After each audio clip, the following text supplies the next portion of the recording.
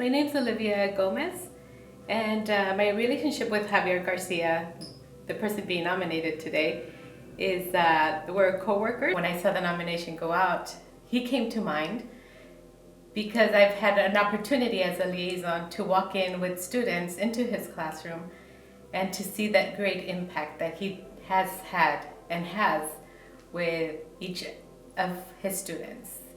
He does his quality care in education for our students. I had a particular student that had, of course, as you heard, we went through a flood, and this particular child had lost the home, has to be displaced. While living in a long-term shelter, her mother passed away. And so in that process, of course, she had a hard time coming to school. And so as a liaison, I was going out, reaching out to her.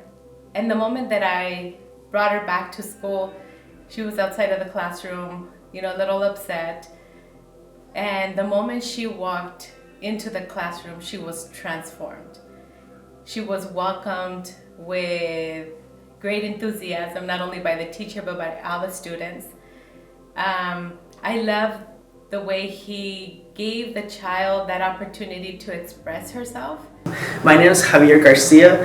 I was born in Oaxaca, Mexico, and then I migrated to the States, specifically Atlanta, Georgia, when I was 10 years old. To this day, I think a big reason for being in education is one, like the mentors that I had, like I mentioned, and then the other thing is I didn't realize how much doors education would open for me, and I want that to be true for the kids that walk into my classroom. Right? I feel like there is times where being, like I mentioned, a Latino male in the classroom gives you a lot of privilege, because a lot of kids come in and they love you just because you're there. It's like you're probably one of the first male teachers, not so much maybe in California, but if you think Texas, Boston, which I taught in Boston, I taught in Atlanta, and a lot of the times is being a male in an elementary setting and a Latino male gives you that space to be like, oh, like you're gonna teach me? And so I think that it always brings me back to the educators that I had in my life and how much they helped me to get to where I am today. And I hope that I can give back in that way, right? And a lot of the times I connect with the students in that regard, just because I know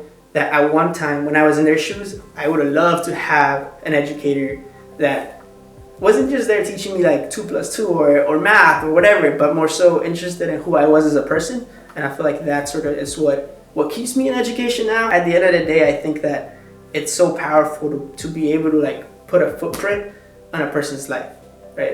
And we are building the future, and I hope that I continue to do that and provide for the kids that walk into my class and the kids that walk out.